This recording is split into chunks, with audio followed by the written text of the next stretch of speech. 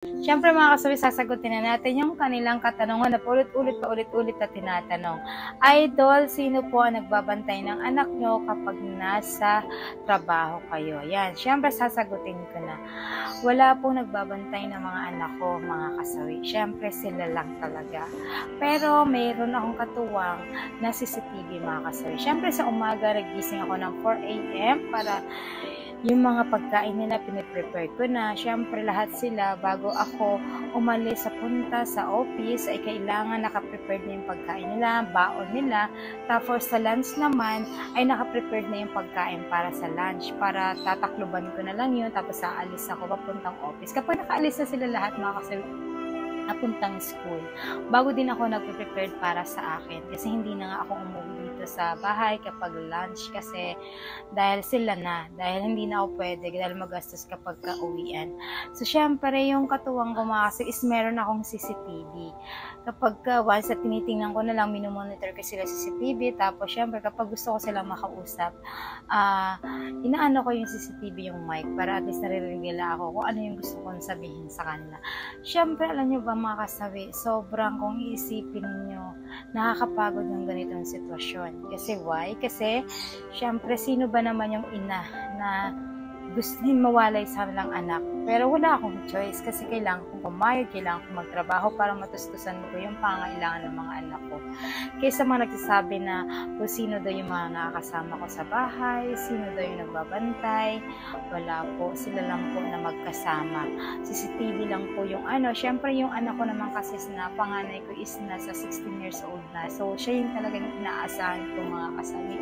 Kaya pagdating ko sa bahay, for example, 7 p.m. ako na nakaka-uwi sa bahay galing office. So pagdating ko dito, prepared ulit ng pagkain para para sa kanila. Magluluto ng hapunan, pagkatapos ng hapunan, and syempre asikasuhin yung mga anak ko, tapos ready ko ulit yung mga pagkain nila for sa kinabukasan na ulit yun. Ganun lang yung routine na ginagawa ko sa mga sir. Syempre kapag may assignment, sinecheck ko, normal yun, sinecheck yung mga assignment nila, kinakamusta ko sila kung ano yung mga nangyari sa school nila, at least kahit na wala ako sa buong araw na kahit wala ako sa tabi nila ng buong araw, okay lang. Kasi pagdating sa bahay, kinakamusta ko sila isa-isa kung ano yung mga kaganapan tungkol sa school.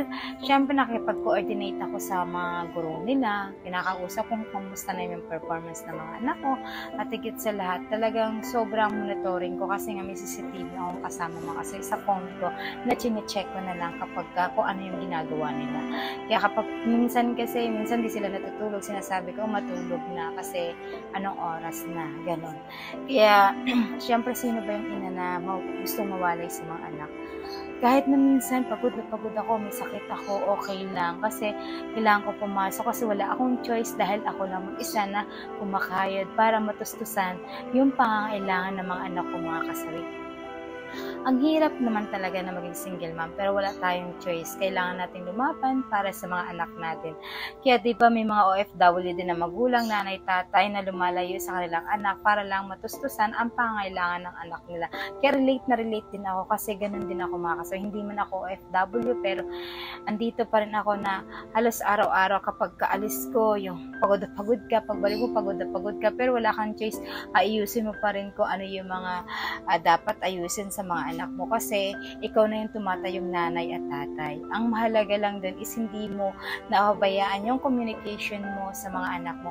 Alam mo minsan, may times pa nga ako minsan na kapag yung tulog sila, darating ako natulog, yung nagigelt ako sa sarili ko na parang, ay kawawa na yung anak ko kasi hindi ko naabutan na tulog. Alam mo yung pakiramdam na kumikirot sa puso mo kasi yung gusto mo silang madot na gising pero wala kang choice kasi nagtrabaho ka, diba? Pero kung hindi mo naman kasi gagawin yun, paano mabubuhay kami? Paano ko matutustusan yung mga pangangailangan ng anak ko? Kaya ang nakakausap ko palagi yung panganay ko kasi siya na yung tangi na tumatayong nanay at tatay kapag nasa trabaho ko mga kasi. Blessed lang din ako kasi yung mga anak ko talaga is super, masasabi ko na sumusunod sa akin, mabait at naiintindihan ako na kahit na ganito yung puspusan yung trabaho ko kasi alam naman talaga nila na para sa kanila mga kasawi. Kaya blessed din ako kasi yung anak ko na panganay, siya yung nagiging katuwang ko kapag may mga project yung anak ko. So kapag wala ako sa bahay, sa opisina pa ako, i-chat ko lang, eto yung gagawin ng mga kapatid mo, gawin mo eto, ganito, ganyan.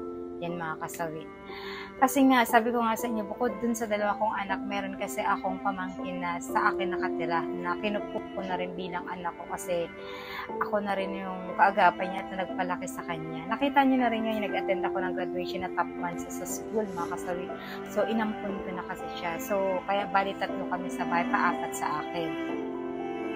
Alam mo ba mga kasawi, minsan may isip natin sa sarili natin na nakaka-guilt pero wala tayong choice kundi bumangon, magtrabaho, kahit na may sakit na tayo, laban pa rin kasi para sa ating mga anak. Kaya tayo nagtatrabaho para sa kanila, para lang matustusan yung kanilang pangangailangan, mga kasawi, na kahit alam mo sa sarili mo na nakakapagod pero wala kang choice. Kailangan lumaban, magtrabaho para lang din naman sa kanila ito. So sa mga single mom na kagaya ko, proud tayo sa sarili natin kasi nakakayanan natin na bumangon kahit pagod na pagod, magtrabaho kahit ayaw na ng utak at katawan natin, pero laban pa rin para lang sa kanila. Kaya sa mga single mom dyan, continuous nyo lang yung kagaya ko na ginagawa. Proud tayo sa ating sarili kasi pinapalaki natin ng maayos ang ating mga anak sa marangal na trabaho, mga kasawi. So yan lang yung aking mini vlog, mga kasawi, tungkol sa aking katanungan sa aking isang followers. Bye!